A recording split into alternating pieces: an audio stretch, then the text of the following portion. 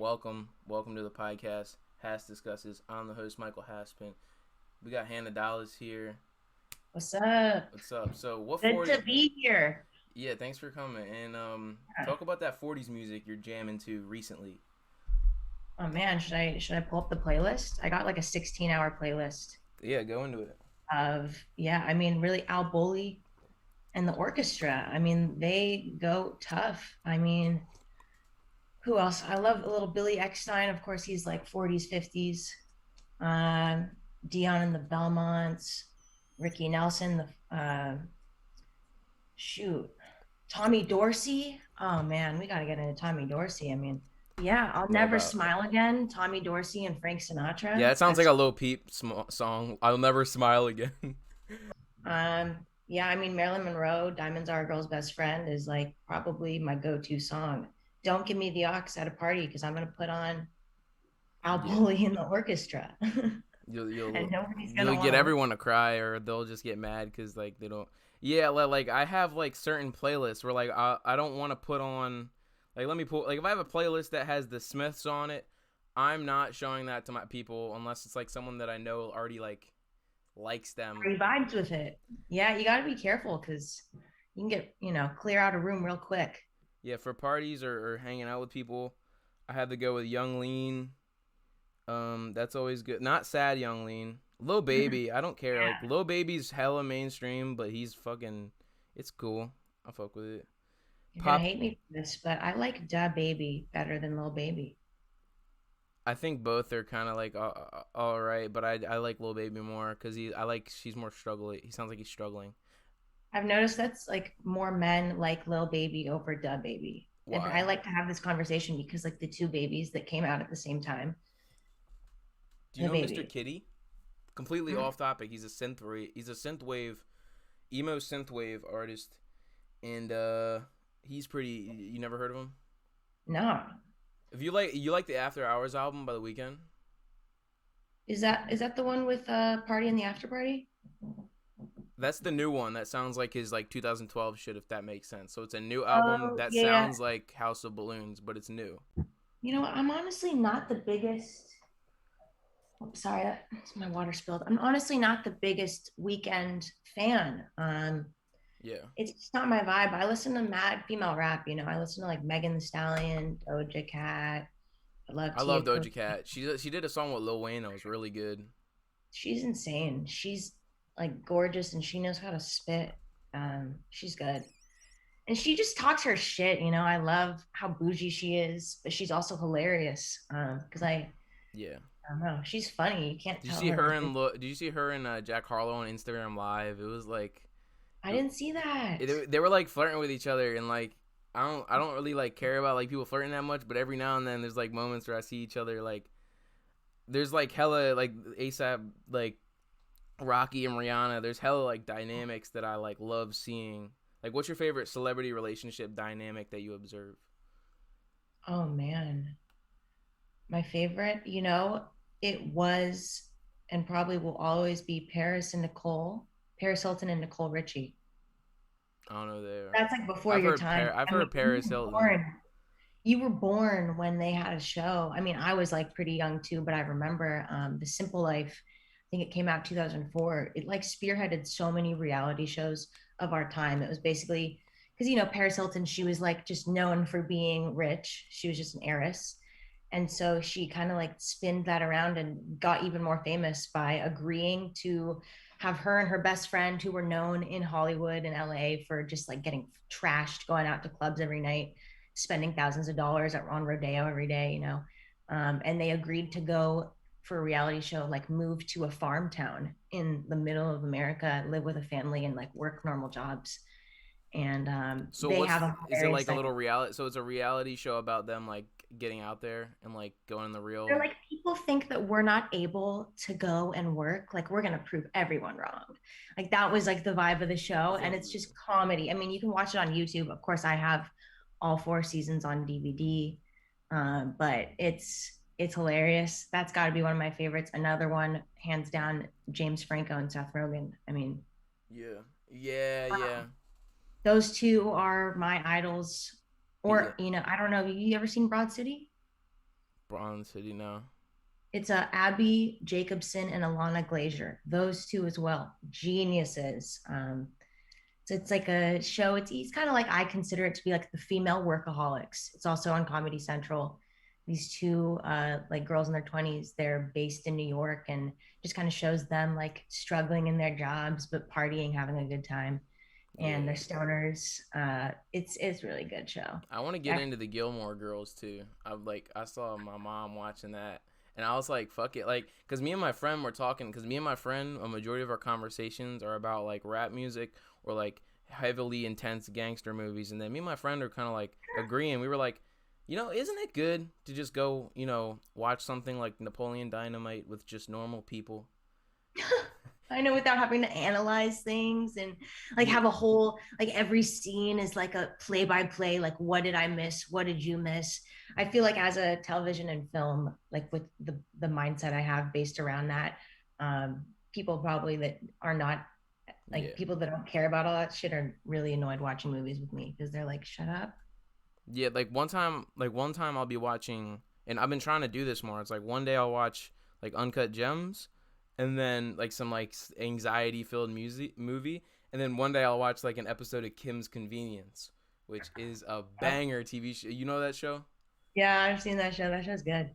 Yeah, I know. I mix it up like that too, for sure. Have you ever seen Skins? Skins UK? Nah. Oh man, you gotta watch that show. I've heard of it probably. This is the original Euphoria. This is what Euphoria wants to be in every sense of the word. I mean, no hate to that show. I do think it's interesting, although it definitely should have been set in college. There's no reason. I mean, that's their storylines in Euphoria to me are not like high school kids, but anyway, Skins, it's just this like it's a mixture of everything. There's like heart-wrenching people dying and like really traumatic things happening, but it's also like they're on MDMA partying and going hard. It's like a beautiful artistic. Yeah, I don't know how long Zendaya is gonna back on Euphoria. I don't know how long she's gonna get away with being 17 or 18, if that makes sense. I mean, that's the thing is Euphoria. Like those are. I mean, what high school? Do you know anyone in high school that lived that life? Like, I don't know anybody, and I'm from California. I know a lot of people that are like celebrity kids. I don't know, their storylines were just too much for a high school scenario. And I don't think that puts out a good, I feel like high school kids watch this and think that's what they should be doing, when in reality, these, a few more years of development and maybe they could handle these scenarios. But that's my critique on that show, because even Skins, it's like they go far. Like kids are not going to be like doing coke and MDMA every second they can at school, usually. But I think a mild version of Euphoria that just came out was Grand Army. That's what it was called, Grand Army. I love that one. I got to see that because I really like Odessa Adlon. What was she in before that? I've never really heard of her before that. What was she in? So, I actually have only seen her in a cameo in that show Love on Netflix. I've heard of it, but I haven't seen it. I think it's been canceled now, but she has a really small cameo where she's just like this 16-year-old girl, like putting on makeup. She looks really cute. And like the nerdy adult sees her and is like, hi, you're cool. Can I wear some of your makeup? And that's like her little scene. But she actually dated Jaden Smith, and she's been on, kind of like a. Do you listen to Jaden's music? I love Jaden Smith. Oh my God. Dude, you don't like Jaden? Rainbow Bap is a banger. Like I love his music. Like I got into it like about last summer, and I love it, man. I love Jaden Smith. Have you listened to any of his other albums besides like the one he released last year? Like how long have you been listening to him?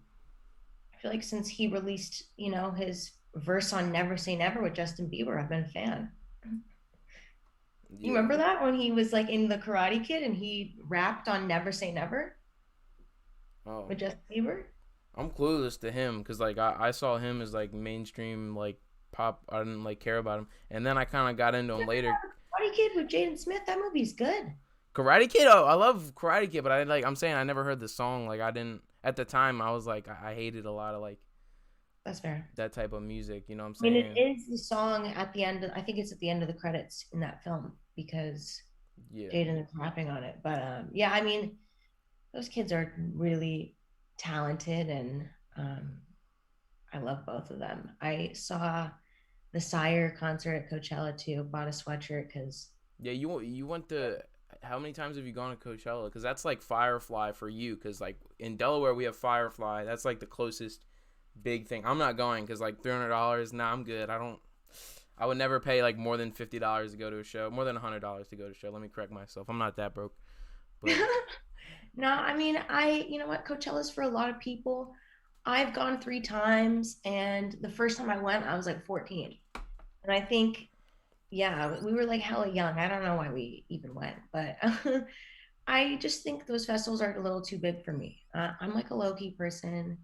I like to yeah, have fun, but I know like by the halfway through the second day, I'm drained.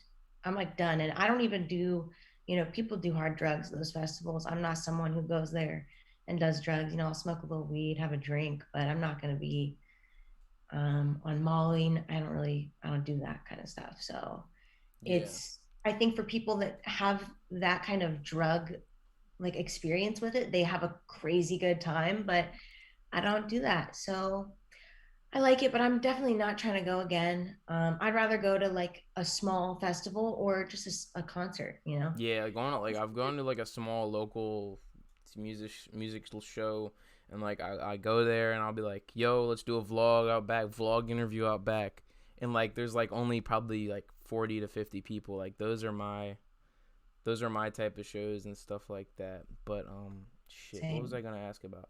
Back on to like all those shows we were kind of talking about like 5 minutes ago. Degrassi, that's another one. Like let's go pre Nickelodeon, pre iCarly, Zoe Yeah. 101 and that shit. Like, were you a fan of like Zoe 101 or Degrassi? Zoe 101 was my favorite show. I mean, Zoe's outfits were amazing. They had those like Vespa things. I don't remember what they were called, but you remember those little bikes? They had like little motorbikes that were Oh awesome. yeah, Really cool phones. That show was the blueprint. It was actually filmed at Pepperdine in Malibu, which is also just a stunning location. So yeah, that show was amazing. Oh my god, loved it. you know it's also a stunning location in terms of like school sets is wherever the fuck 10 Things I Hate About You was filmed. I don't even know where that was Yeah, filmed. But that looks so I don't even know where that was filmed, but it looked like fucking Hogwarts. You know what I'm saying? that movie. Oh man, that's one of my all-time favorite movies. Yeah, it's they did film it in Seattle. I don't remember. I think they did it at a high school. Or you Yeah. know what? It kind of looks like a college though, but I can't actually. And the hill, dude, like what? I wish my school had that, you know what I'm saying? Oh, yeah, when he's going down on the motorcycle. Yeah, yeah. Oh, that movie's amazing. What's your favorite movie from the 90s? I'm curious. From the nine. Like mm. that kind of movie, like that kind of rom-com. I'm not gonna say Oh, rom every genre. com. That's way too broad. Rom com movies from the 90s. Yeah. I don't know. Shit. Rushmore. Rushmore.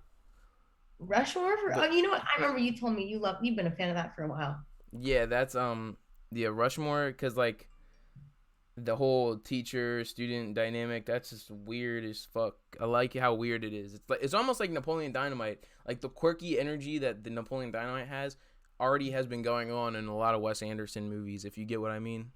Yeah, yeah. I was Do you gonna like say, Wes Anderson? I love Wes Anderson.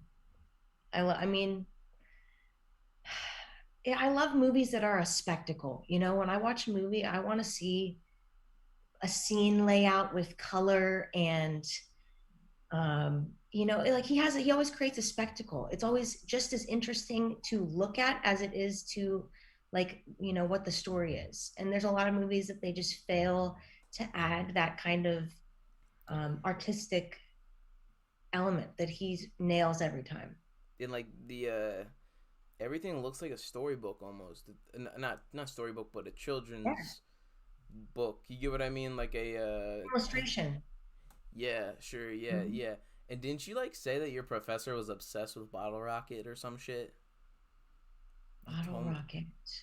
You told me one time that like your professor, I was obsessed with that movie. It was his first movie. I think that my professor was obsessed with Rushmore. Or I'm tripping. Yeah, Rushmore. I mean, I remember like I had a professor I really liked. He has mentioned Rushmore several times. Yeah. So I don't remember Bottle Rocket. Which one is that?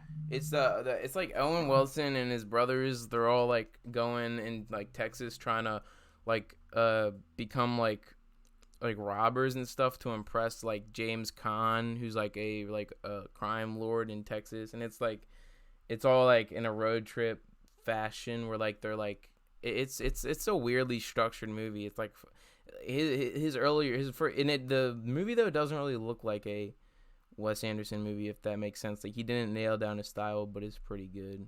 But I gotta see that.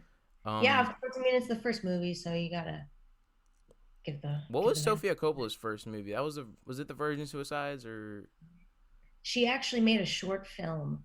I think it was in '97. Before that, I think it's called Smackers, and it's about these high school or middle school girls that like plan a murder.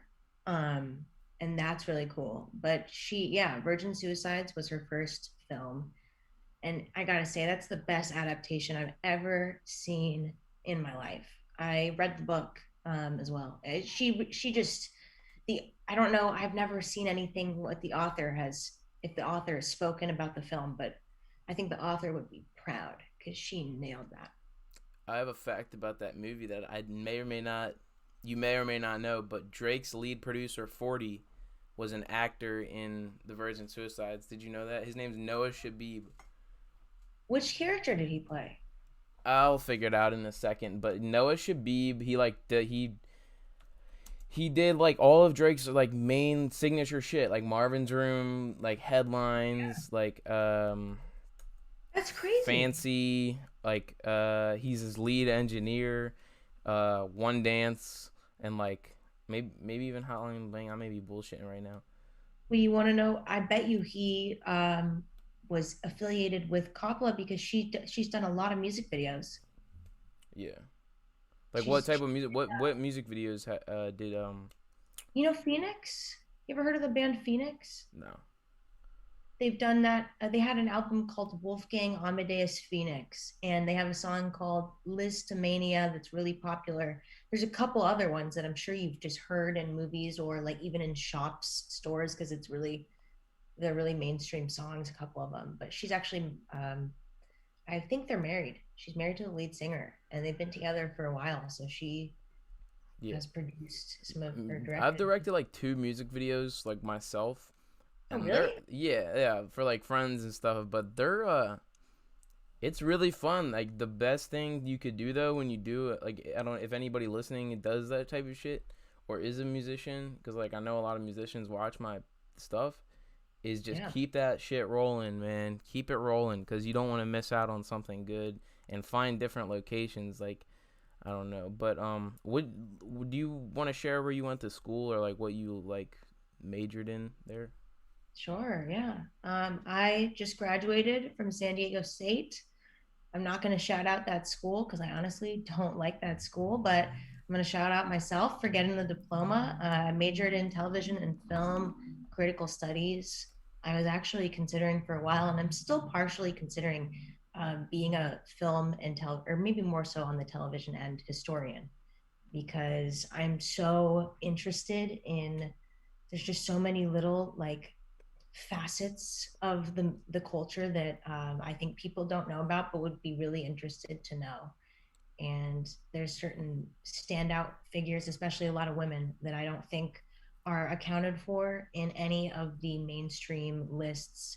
I mean, I can't give you the exact statistic right now. I wish I had it on the top of my head, but it's like basically there's never really any women listed in those 100 top best films of the decade or whatever. It's usually like five or less films directed by women that are featured in those. I don't know if you read a lot of those lists or I do know what you mean. How there's like a lack of, major lack. you know what I mean? Like how do I say this?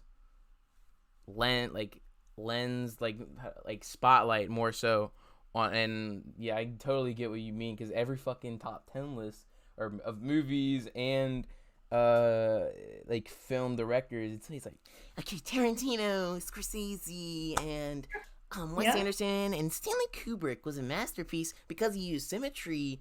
And Mm-hmm. I love making fun of like film fans. Like I love, like I did a Right. post, like I love Scorsese and Tarantino, but I did a post where I like edits footage from The Irishman, but puts the audio of a Viagra commercial over it. I And gotta then see. I posted on my Instagram and said, Tarantino fans are incels. Cause I just Yeah. wanted to fuck with them, because like I used to be like such a snob. Like I love Tarantino, but Tarantino's movies, the ones of his that are good are the ones that have the least amount of action and violence, because the writing can focus on the characters. Like my favorite Tarantino movie is Jackie Brown, because it's all about, Really?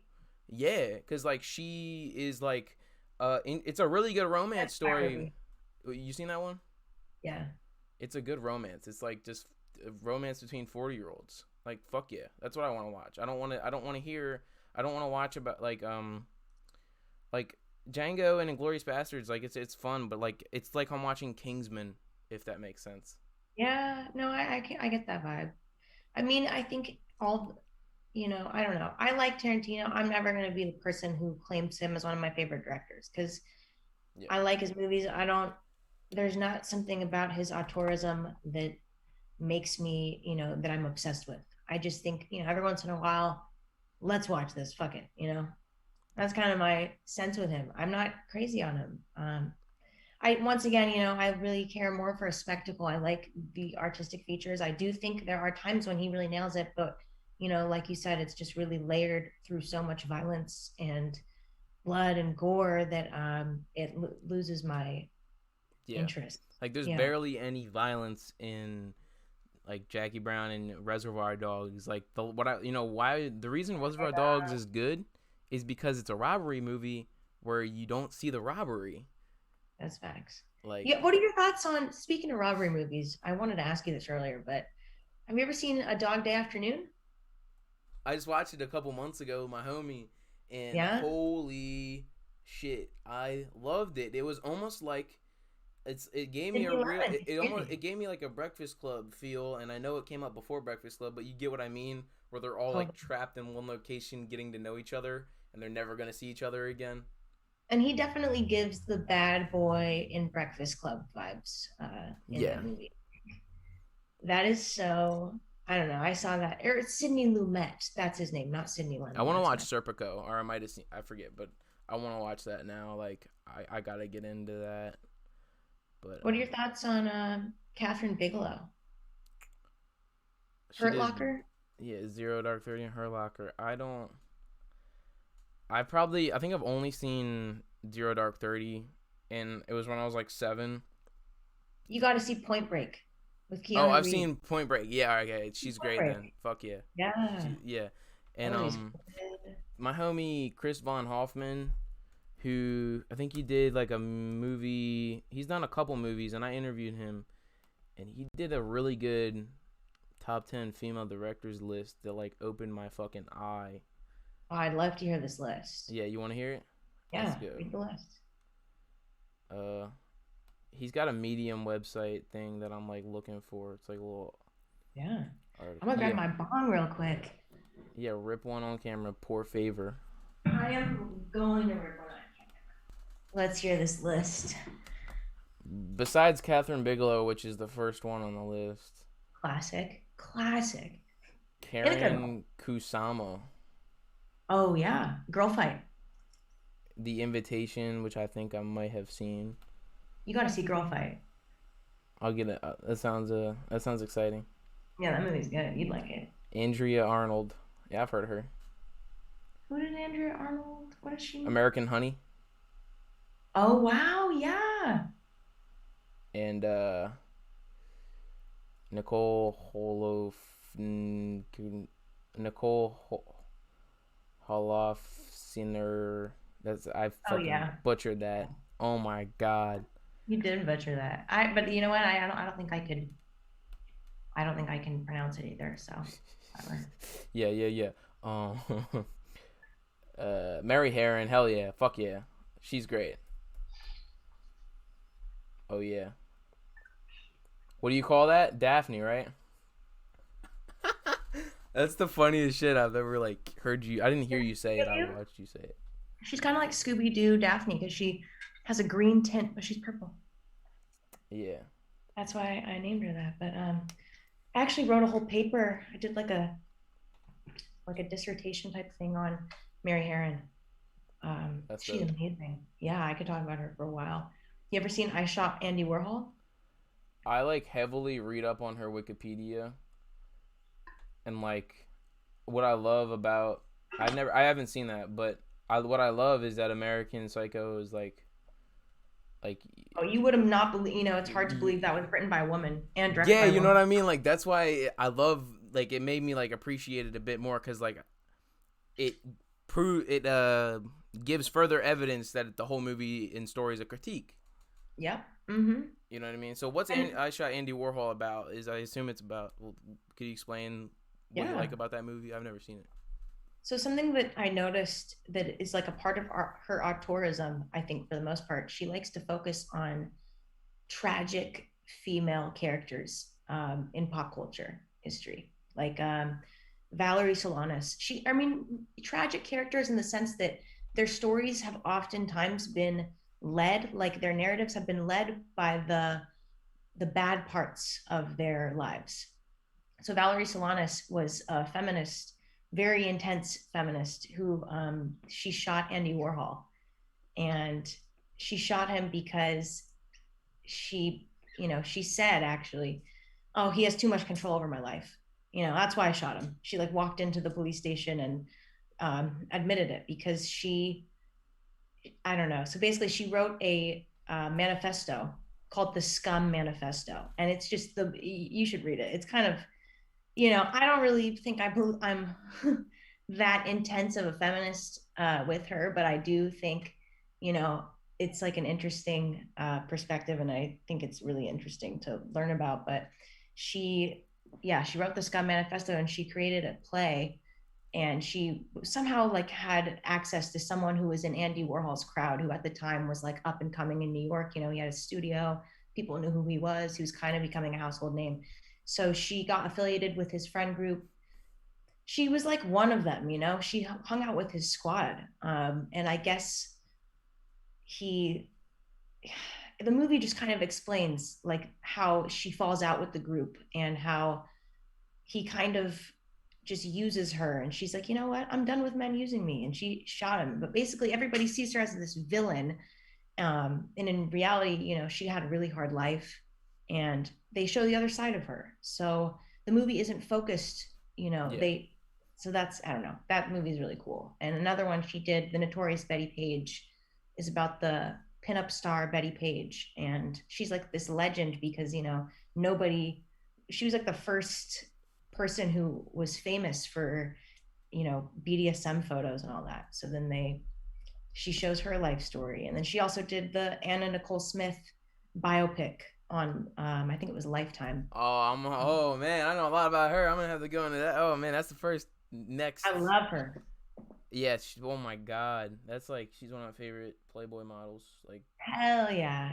You'd love, actually, I got some old magazines. I scored some. Let me show this to you, actually. This Playboy. please. Oh man, I'm hella intrigued. I love this, yeah. Don't open them. Just show the cover. I was just gonna say I'm not taking it out, but got it in the oh wrapper. snap! It's all like It's yeah. There we go. It's from 1973. Yeah. You want thrifting for that or eBay or whatever? What? I don't know what it is. I get so I get so lucky when I go thrifting. Like, I go Yeah. into a thrift store. I don't know. Some days I just get a feeling that I should go. And I walk in and I find Dolce Gabbana jeans for $10, Diane von Furstenberg skirt for $4. I'll get you know, I got Rag and Bone jeans for $8. I mean, I find some good stuff, and then I found this little hole in the wall in Ocean Beach in San Diego, and it just has a stack of Playboy magazines. It's like a ginormous stack. Most of them are from What the do you mean a 2000s. hole in the wall? It's like it was on 420. I was with my friend. We were just stoned out of our minds, walking around Ocean Beach, and we like walked through this little alleyway, and it had, those little alleyways with shops, Yeah. and it was just like at the end of this alleyway there was this little thrift store, and we were like, what? Went in. So that's why I say hole in the wall, because it's not like a very apparent spot. I had never seen it or heard of it before. So it's a thrift store called Hole in the Wall. Oh no, it's not even called hole in the wall. I say like hole in the wall is kind of like a phrase, like just a random place that like Oh you wouldn't yeah. think of. Yeah, it's kind of more like it's like a phrase. Oh, that's fire. I've never heard that though. But what was I gonna say? So the eye shot man, Andy Warhol, the whole concept that she had a whole manifesto that heavily interests me because I think that I think Ted Kaczynski needs an eye shot Andy Warhol movie, and I know that sounds really fucked up. He bombed 30 people, but come on, man, like he wrote a really good manifesto, and a lot of people, I don't know, have you ever gotten into that or no? But I think that is different I think because there's a completely different think about it already. social thing His, that they're talking about. What are you saying? I, I think that as a woman, the fact that you're already saying he should have that movie just kind of shows that when it's a man, the thought is already there. There are a lot of movies that reveal, I think, like the other side, like Snowden, or like, Sure. there's a lot of movies like that. But when there's not a lot of movies with showing the other side of women, they love to villainize women and leave it at that, you know. Well, I used I to mean, be not sort of. I all used women. to be like. I love that. Like we're talking about this shit, and I used to be like an asshole who did not care about women's stories, and like now I've sort of like fucking gotten to appreciate like women's perspective in like film and starting to like analyze them. But I still like. Yeah. But like, what could I?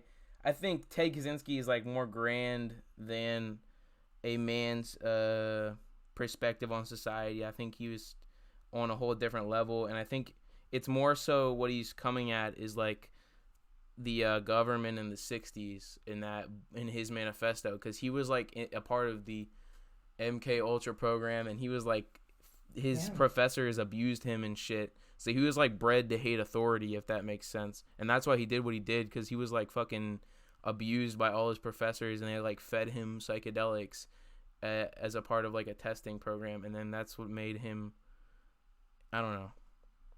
When you come from that perspective, I see what you mean. It all starts from like a root of trauma, and I think that it's important to reveal those. But like Valerie Solanas did not kill Andy Warhol. She shot Andy Warhol, and I do think there is a glorification of people in our media that it's like we're naming and putting the faces to the perpetrators, which glorifies them and gives them fame in a sense. And that, I think that's why, you know, things like that are rising. Like people know that it'll make them famous. Natural Born Killers is a great example of what Mm-hmm. we're talking about, and how like Oliver Stone was clearly sort of coming at the way the media portrays serial killers. And have you seen the director's cut of that, or have you seen that at all? I've seen the director's cut, but I have seen, of course, I've seen that movie.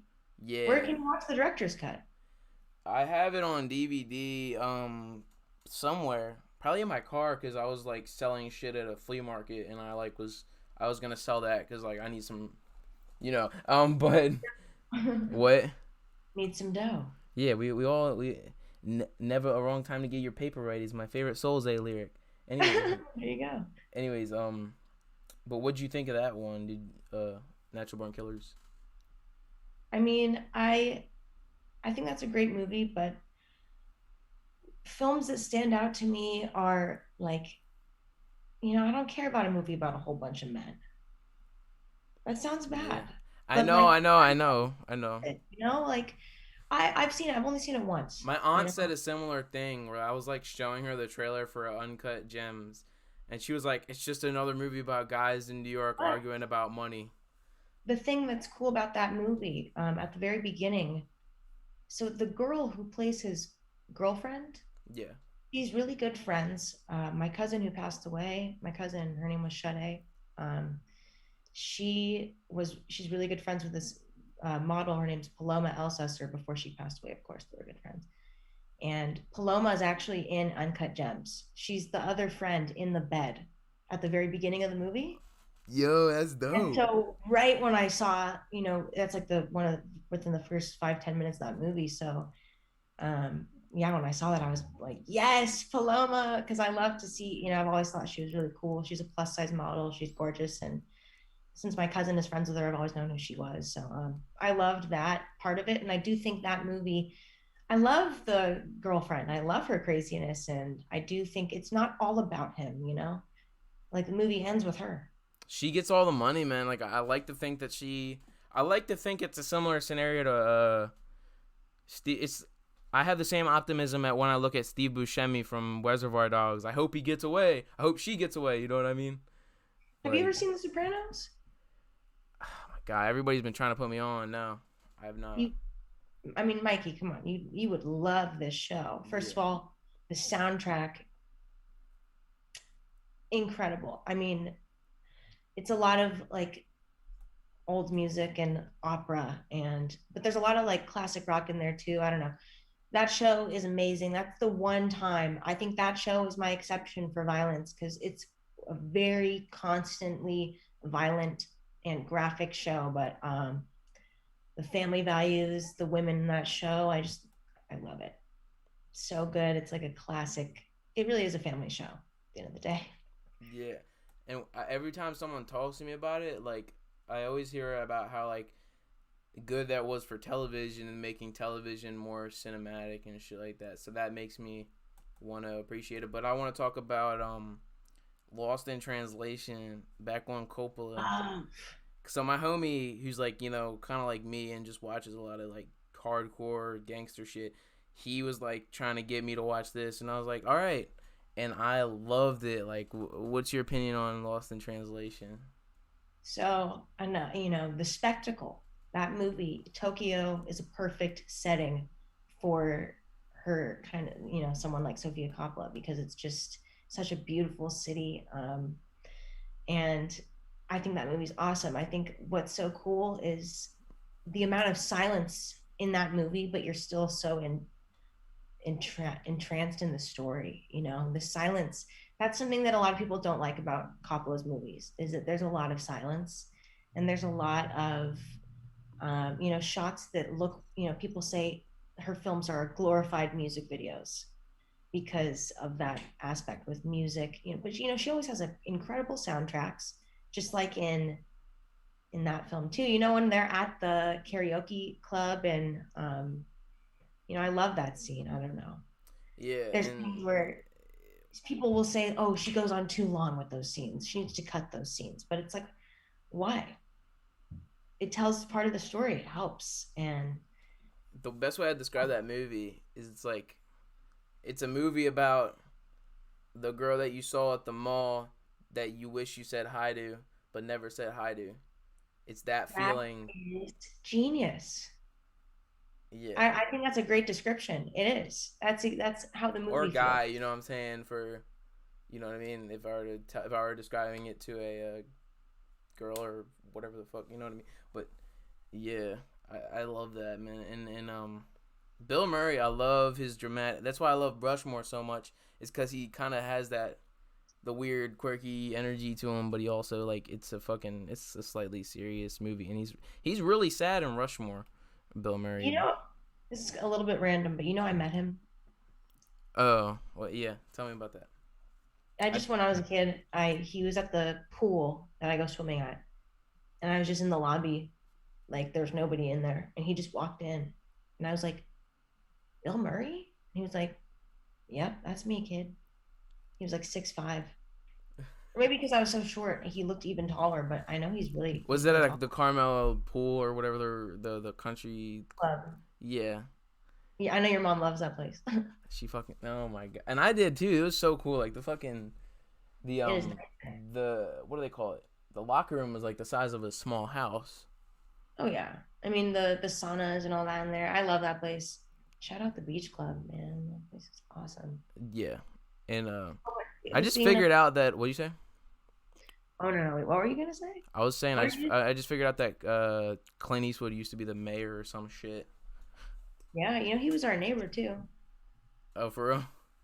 Yeah, it's funny because I've met him a few times. I'm like I've been like kind of grew up with not grew up with, but I went to school with his daughter, and I'd see them at the pool and all that.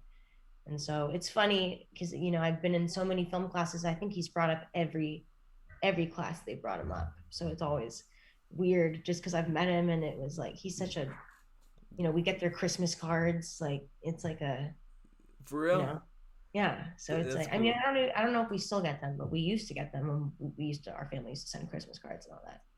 So The Mule was a yeah. dope movie that he released like a couple years ago. A lot of people like called it like so average, but I thought the ending like left out one character that should have had like an ending to his character. One some character that was in there didn't have a good ending, but the main character I feel like it was pretty. Did you see it?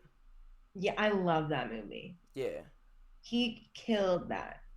Have you ever seen? I mean, this is not for some reason that movie kind of gives me the same vibes, even though they're very, very different contexts and characters. But have you ever seen White Hunter Black Heart? No. So that story is about John Huston, who the director John Huston. I probably heard of him. So the Adams Family. You ever seen those Yeah, movies? yeah, yeah. Morticia Adams. Maybe. She's played by Angelica Houston. Okay, okay, yeah, yeah, yeah, yeah. Yeah, she's the daughter of John Huston, but he was like a very prolific director, and he was known to just be crazy. So he made the movie The African Queen with Katharine Hepburn. Don't remember the year on that one, but they went to South Africa, or they went to somewhere in Africa to film that movie. And basically, he caused so many problems on set because he was so focused on shooting an elephant instead of filming the movie. So I think like he wasted weeks of production time. He was just so selfish and was like, let them wait. I don't care, because Sounds like The everyone was Shining paying set. yeah, yeah, crazy. It was like a really intense one. So Clint Eastwood basically breaks down like So it's a documentary about Clint. Oh, that it's sounds not a dope. documentary. It's I'm tripping. he plays this character, and his name is something else. So it's Not inspired by. it's based on these events. Yeah. So he's like his character is supposed to be like breaking down all of the other roles that he's been in that like portray classic like hegemonic masculinity.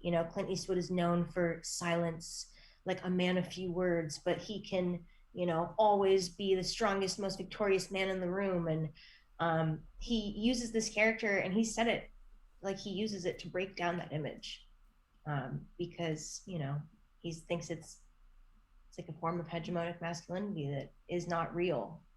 So yeah. That's dope. No, I want. This sounds like it's probably better than The Mule. I don't know.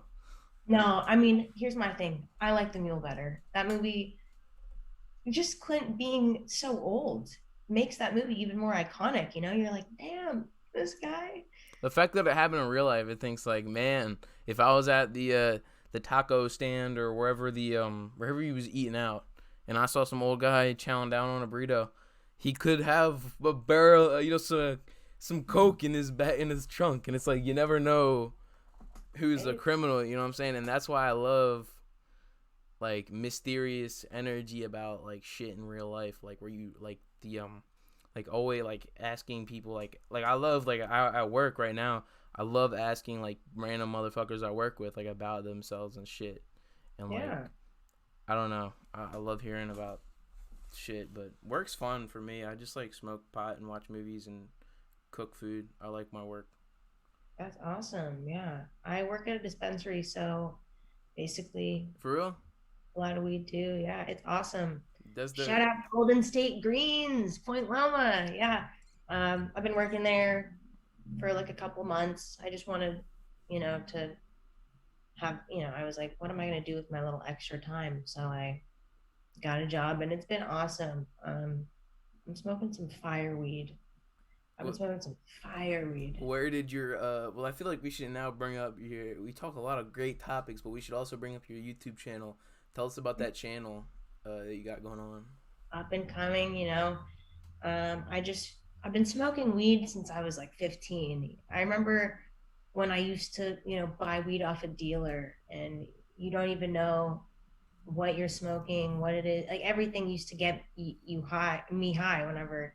I think that's how it is for like people that are just starting to smoke. Basically, everything gets you high. But once you've been smoking for so long, it's like you start to notice, you know, oh man, this weed is good, this weed is bad. And I don't know. I have a lot of people come into the shop and they're like, "Ooh, have you tried this strain? Have you tried this? I want to know about this." Like people are curious, especially as a bud tender. People want to know what it's like when you open the packaging. Bud tender. That's the first time I've heard that term. Wow. It's a cool term, right? That's Yeah. like technically like what my job title is. That's dope. Continue though. Yeah. So that kind of is what inspired me. You know, people have been coming in and just asking me, and I hate not being able to answer their question because a big reason of why I started working there was because I'm such an experienced, um, I'm very experienced with weed. So when I go in and I ask bud tenders questions and they don't know anything, I'm like, what? Because that happens like 80% of the time. I know do you guys even have legal marijuana in Delaware right now? There's dispensaries, but you have to have a card. Like, Oh, so you guys have medical. yeah, we're getting there. You know what I'm saying? We're getting there, but you know, I have plugs. There you go. But yeah, it's like surprising to me that these people that work in the industry, I'm not calling out any shops in particular, any people, but I just noticed like, wow, I have to go online, do my own research before I walk in the store because these people don't know a thing. So, yeah, when I work with people, I love being able to answer all their questions because that's what a bud tender should do. And so I was like, you know what? I've been smoking a lot of weed. The money I get on tips, I'll use to buy my weed. I'll start making reviews because it'd be helpful to people in the shop and it's helpful to myself. And I think my friends too, because like, you know, I just did a review on the Jealousy by Garcia. Garcia is an awesome company, really like them, but this eighth is $60 and it was not worth $60. You know what I mean? Like there are batches that just are not, I mean, not batches, but strains that are overpriced or strains that are like $20 for 2 grams that are insanely good, you know, that people underestimate. So I don't know. I was like, might as well use my smoking addiction, put it to use. Like I love to Yeah. smoke. I want to be able to keep And smoking. you have experience like, you know, editing and all of that stuff. So like, perfect combo, right time. You should do some business cards or something for like, you know, I put them was in the thinking, store. You know what I mean? because I was thinking like people come in and I'm like, they're like, wow, you know so much, blah, blah, blah. And I'm like, well, yeah, I do weed reviews. And then I don't know. I actually spend like one day of the week doing research as well. So I've actually made like I have like little notebooks of what the different types of terpenes do, what their properties are, like what strains are good for sleep, for different kinds of moods. I've written a whole bunch of stuff down. So I'm just growing my knowledge more and more. I've never made any videos like review style any like you know I made YouTube videos I think when I was like a kid, but have never really taken it seriously until now. So I do think my first video I'm a little bit, I feel like I was stiff, but i'm I think you got to start somewhere. So I'd rather be, you know, Yeah. stiff and do it than never do it because of that little fear. Yeah, So like when I hopefully started this getting better. channel, like, what were you saying? Oh no, I was just saying hopefully I just keep getting more comfortable on camera and gets more just gets better. It's fluid. You know what I'm saying? It Yeah. when I started my, you know, I started my channel probably like, I don't know, probably like February of 2019. This channel, but I've been doing YouTube since I was like 7, like literally, like, and but still though, I probably don't think that I've actually become as confident as I am now on camera until like, until like probably, I don't know, it's December maybe, like of December of last year, and it's because like I put out like an unhealthy amount of stuff. Because like I did like December, I did like a 25 days of videos thing, and I did like daily videos for 25 days, like up until Christmas. That's a And lot of editing. That's a lot of work, So respect. yeah, and I'm a perfectionist when it comes to editing, so that takes me forever. 4 minutes will take me like hours. you know what I want to talk about though. Do you think in our lifetime there will be, and this sounds like a bit weird, but do you think there will be psilocybin stores? Yeah, they're already starting to do some legislation to like loosen all that up, and they're going to be put into dispensaries. I believe so when they are ready to go. Yeah, I think like Absolutely. I mean, it's already happening in Oregon, I think, in Washington, right? yeah, that's like so cool to me. You know what I mean? Like I feel like we're headed towards this weird, you know, society thing that we're like. I think it's all up from here. Is what I'm saying. I think like a lot of people want to like be all negative and oh man, look at who this guy and it's like we're past all the bullshit, man. Let's chill. Let's enjoy what we have and let's go forward with and try to get advanced. I feel like we're moving towards some great shit as a society. I don't know. That's real Shrooms are vague, but medicinal. Yeah, shrooms are medicinal. yeah. I've been like listening to a lot of Terrence McKenna talk about like shit, like about. Have you ever heard of like his lectures, or do you know who that is? Mm-hmm. Yeah, I've been getting into him because Duncan Trussell put me on. He's like one of my favorite podcasters, and Russell. Duncan Trussell, I don't know if I've heard of him. comedian who talks a lot about Eastern philosophy, a mixture of Eastern philosophy, um, psychedelics, and a little bit of conspiracy theories, but barely. But he mainly talks to like meditation gurus and shit like that, and he's real like he's like he's like one of Joe Rogan's buddies that's better than Joe Rogan, if that makes sense. You're the new Joe Rogan. Yeah. Yeah, you got to replace Joe Rogan, Mikey. Okay, I'm rooting for you. I'm already at 100. I'm already at Come 100 on. episodes. I mean, You're at 100. yeah, but I have like 100 and I have like probably 5 to 10 unreleased. Wow, there it is. So That's awesome. yeah, I just need a studio set up when I like move out, because I'm like when I move out of here, this house. When are you graduating? Next year. Okay, nice. I just ended my junior year. I just like sent that final project for that one class like a couple hours ago, man. Fucking relief. Best feeling ever. Best feeling ever. Yeah, I might jump into like the canal, which I'm pretty sure is illegal, but I might just like. You gotta celebrate somehow. Yeah, You want to know something funny? I have a friend who actually jumped in the Trevi Fountain in Rome. Got arrested. She's now banned from the country of Italy. Yeah, you're not supposed to do that, right? Why? Like, what's is it like religious or some shit? The Trevi Fountain is just like one of the most famous historical landmarks in the world. And so, of course, it's a complete, nobody, you can't jump in there. I know that you can't jump in there, but let's just say like a missile dropped in the entire city, then people would just forget about it and move on, if that makes sense. Like it's only people only take it seriously because people would tell. I don't know. I'm very like, I believe in social constructs and shit. I analyze shit way too much, if that makes sense. I do too. I get it. Yeah. It's hard not to. You have an analytical brain. Yeah. Just go with it. I want to talk about somebody that was not on the list that I was bringing up, or like it's on the bottom, but I haven't seen it. But Ava DuVernay, she's fire too. I love her. Oh my gosh. Yeah, she's amazing.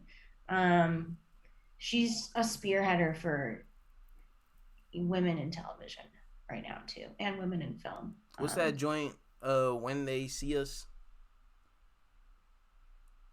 Have you ever seen? I think the best thing she's ever put out is actually the documentary 13. Yeah. Yeah, I mean that's I think it's really important, honestly, for white people to watch that because I watched it, but I feel like you'll get the same thing out of watching When They See Us. So like I appreciate When They See Us more, but like for the same absolutely. reason I like the 13th, if that makes sense. Do you get what I'm saying? See, when they see us, so I love that she told that story, and but it's really sad. It makes me so sad to watch it. The saddest part is I've what seen you it, saying. but it's just it's like these teenage boys that just have their lives taken from them, and I've when I was that age, I'd been in like a little bit of legal trouble, not anything serious, but just kind of the feeling of being that age. And I mean, it's really, I Yeah. don't know. That's a horrible, what's wrong with our country? I don't know. But she's amazing for telling these stories, and like, it was like the top watched thing on Netflix for a while when it came out. So, Yeah, like that was the visual. My favorite part about that is those like just like it's like this. I think he gets out of prison, or he's in the solitary confinement, and he's like imagining to himself if he was able to go on a date with a girl that he had set up, but he was not able to go on that date or some shit, or like it was a imagining of if the date happened or some shit. And that was like the tearjerker moment for me, where I was like, "Oh man, I wish this kid was just back at home going on dates with girls, man." You know what I'm saying? Like that was, like when they're in there and the policemen are convincing them to all say each other's names, like that was just so, the way they just, oh and the my way God. that it was like some random guy who did it, who like is already in prison, too. It's like when Shawshank Redemption, and I'm not saying that they're like that. Shawshank Redemption has nothing to do with the social issues discussed in When They See Us, but it's a very similar moment to like in Shawshank Redemption when like the police guy, the guard like shoots the guy. Like it's like like, but at least there was there's so much like, how do I say this, non direct, like really emotional suffering and shit. And I definitely see like, I don't know what I'm saying, but it was really emotional. You know what I mean? Yeah, no, it is. She's great at capturing that. Um, she also did A Wrinkle in Time, which is a random Disney film, but I really like that film too. It's cute. A Wrinkle in Time. Yeah, isn't it like based on like a really old book or some shit? Did you read the book or no? No, I never read the book, Word. but I don't know. She does this show called Queen Sugar. And she actually has hired, it's like a 100% either women or minorities are working on cast and crew.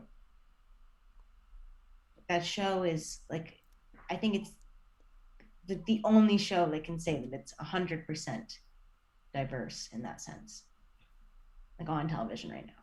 So like, is it like, is what's the show like? Is it just like a TV show, like fictional show, or is it like a pie? Like, what is it? Let me see. I actually haven't seen it because I don't have the streaming Oh, to be able. It's on Quibi.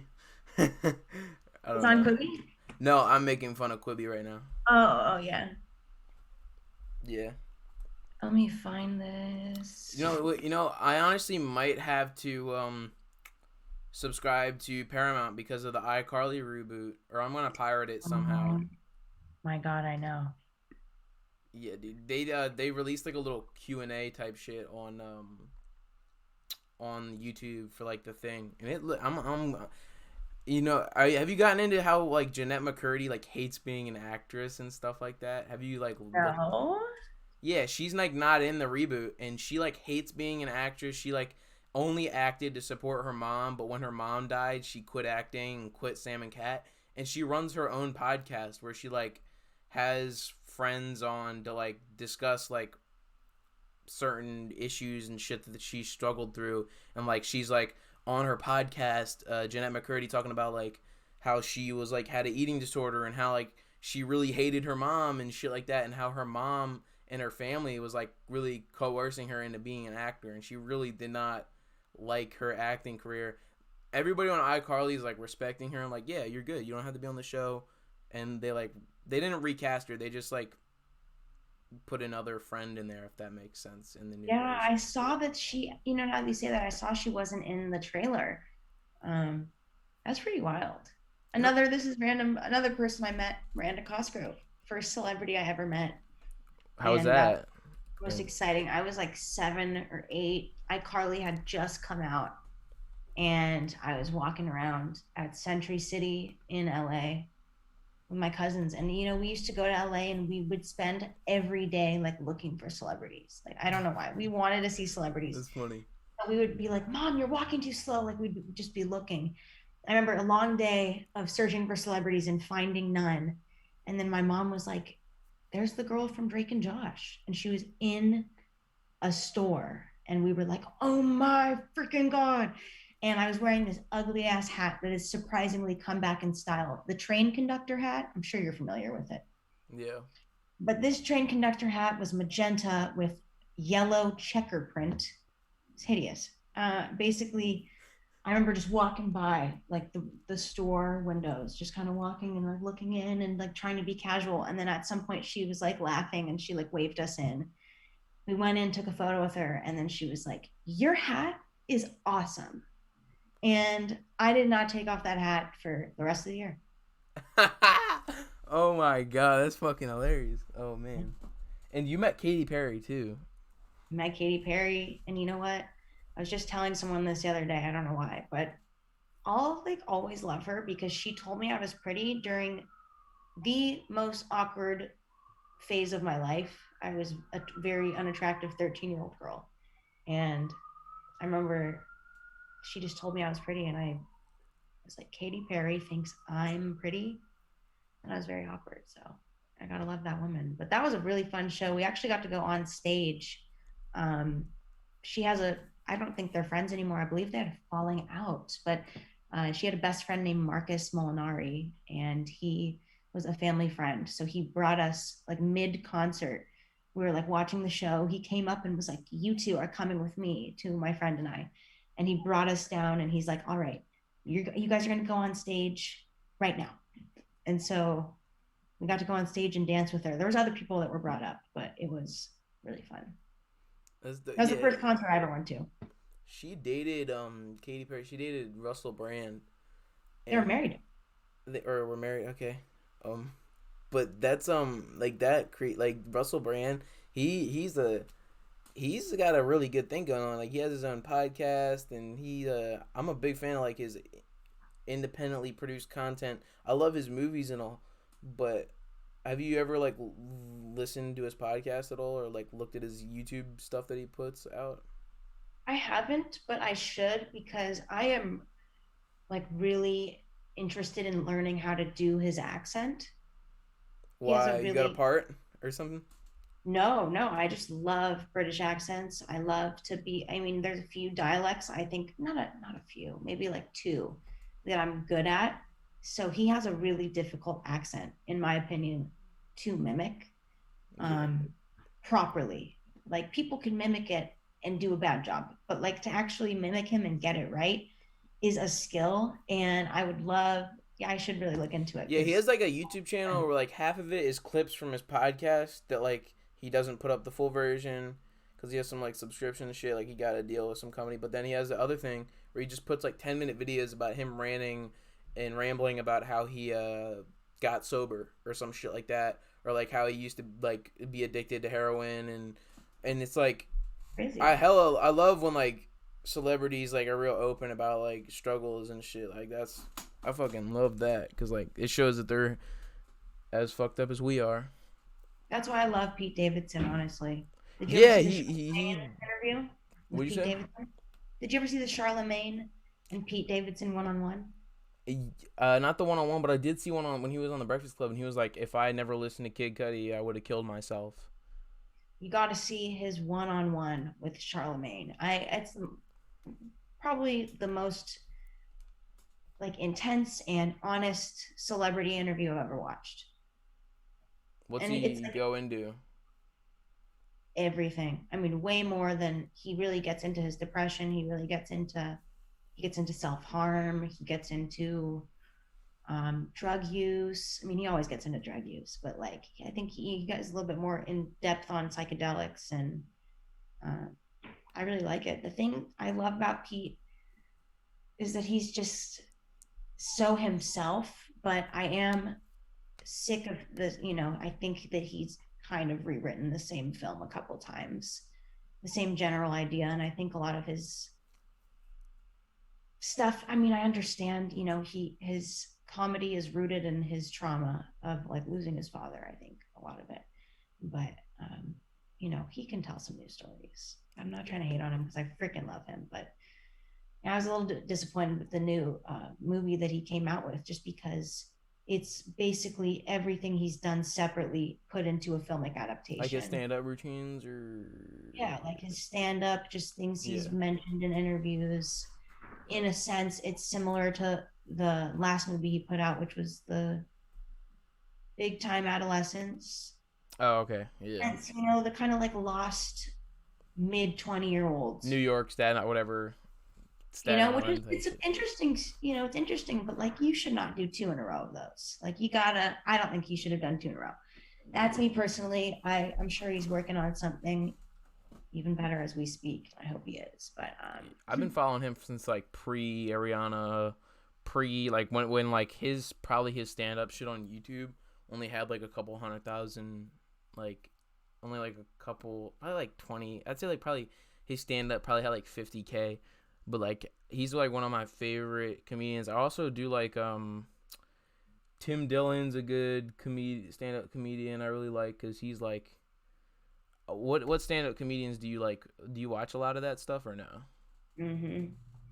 Oh man, I think Wanda Sykes is my favorite. I've never laughed like when I see Wanda Sykes. She just has a voice. I like, there's some people who do too much physical comedy. I love physical comedy, but some people go overboard. She does a really great amount of physical comedy, and she's also just snappy. I feel like it's like one liner after one liner, even though she can tell some really good actual like true stories and whatnot. But it's mainly her voice. Her voice really stands out to me. Her voice, those people that they just say anything and you laugh. Yeah. That's my vibe with her. And also Ali Wong. Did you ever see Baby Cobra? Did she have a Netflix show? She didn't have a Netflix show. Not show, but a stand-up thing. She has 2 Netflix stand-ups. I'm gonna look her up because I think I probably saw the one. She's pregnant in both. Yeah, yeah, the pregnant one where she's like talking about. Yeah. I've seen that one. Yeah, that was a good one. She's oh man, she's my top, one of the tops too. Probably she and Wanda Sykes are my 2 favorites. Those women go hard, and you know what? I know a lot of people hate on her, but I also love Amy Schumer. I love her. I don't care. I love her, but you probably want to hear about male comedians, which is fair. Some guys. I didn't say that. Some people you might know. Let's see. But I just know more because I'm a. All right, whatever. No, that's fair. It makes sense. It's who you are, so it's what you like to see. We like to see what we relate to, But I love Bo Burnham. I know about him, and I did like his movie, 8th Grade. That was a banger. Did you see that one? Mm-hmm. Yeah, that was like real modern, I'd say. What else do I like? I don't know why I can't. Oh, Jabuki Young White. He's awesome. Yeah. Ever heard of him? No. Damn, I don't know why. It's maybe just I'm a little stoned. I'm kind of blanking right now. Tell me what you like. Let's hear some more that you like. Let's see if I can ring any bells. I'll name like 3 or 4. George Carlin, Duncan Trussell, and shit.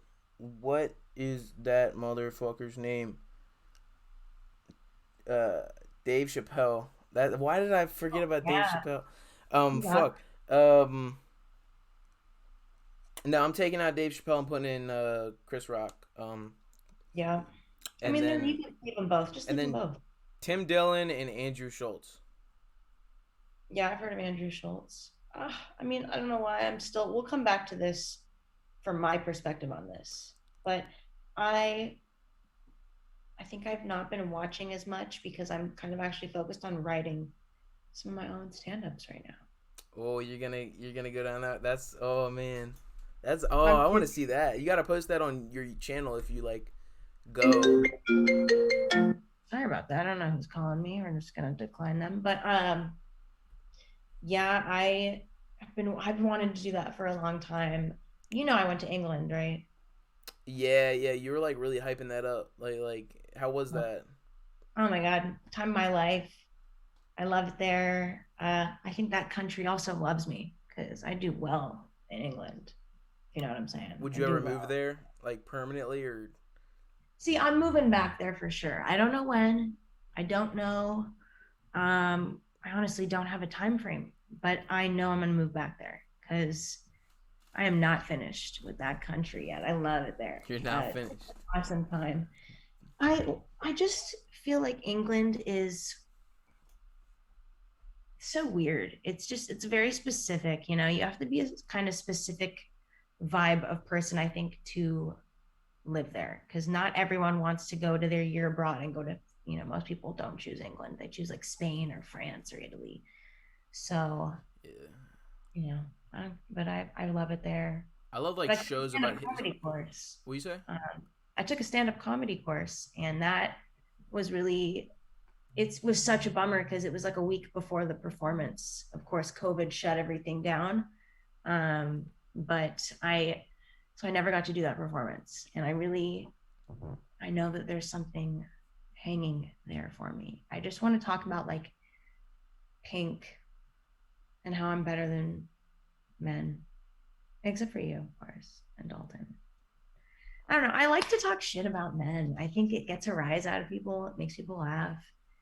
Like I have big energy. I like to talk shit on modern society. Like Yeah. if I were to do a stand up hypothetically, I would like go into um I would just go into how like shit weird shit about Teddy Kaczynski and I don't even know. I would like I don't know what I would do if I did stand up. I would do something that would like I would try and piss people off. Like if I were to do stand up comedy, like I like stand up comedy like where people are just trying to get people to leave if that makes sense. And that sounds really cynical and fucked up, No, but I feel you. like I like it. It's yeah. fun. Like a Like majority of get the out the shit that I room. post, like I did a post where I'm making fun of MF Doom fans and like that shit I told you about me making fun of Tarantino fans. Like I'm really trying to like I hate this word because it's used so much, but troll people. You want to get a rise out of people. Yeah, but I do like to like make serious shit where I'm like trying to talk about some real shit like this. Like this is my serious shit. I know it Yeah. seems like I'm laid back and I'm fucking my buttons unpopped or whatever they say, you know what I'm saying? But I'm really Yeah. trying to talk some serious shit. And I think this is a good episode. I think I'm going to wrap this up now, but what else do you want to say that you got planned video wise or life wise that you could say before we wrap this up? Well, just found out last night that I have become viral on TikTok um, for my graduation video, and people are really wanting to know who I am. So I'm thinking of making another video. So you might be able to expect some TikTok videos from me soon because apparently the people want more. Yeah, well, shit. How many views did it have though? Can you like give me a finite number or like if Yep. you remember or not? I think the last time I checked, it was like 500,000, but let's Fuck. see. Let's see where we're at. I mean, and you know what I like is this girl I don't know posted it. You know, I didn't even post it, so it just kind of makes it like that's how I would have wanted it to go down. You know, I wouldn't want to have to post it myself. Like So all love you it. did is like you graduated and you got your diploma and then you took your main like gown or whatever the fuck they call it off and it was a pink one and you left the one on the ground and walked out of the frame. It was like the end credits of like some movie It's so like 10 fun. Things I Hate About You. What do you say? Legally Blonde. Sure. Yeah. What's funny is I actually had to spend like $50 to buy that freaking robe. And I did not want to, I had the pink cap and gown, which I spent like $40 on, something like that. And then I was last minute, the day of, I was like, shoot, I'm gonna have to buy a black one, put it on top. And it was a hot day. I was sitting there 2 robes deep, but I was like, I don't care, I'm doing this. And you know, I'm vibing with it. I feel like it's a good representation of me, and it was a good way for me to send off that school because, I'm Adios. out of there. Thanks, bye guys. But let's see. Before we hop off of this, let's see where we're at. 843,000.5. Wait, 843,500 views. I'm gonna have to go in the comments and be like, "Hey, check out my YouTube channel. I interviewed her and some bullshit." But You gotta throw it in. I might have to. But link in the description to your channel. What you say? Sorry, wait. You do your thing. Okay. Link in the description to your channel and your Instagram. Go check her out. Support her if you support me. Goodbye.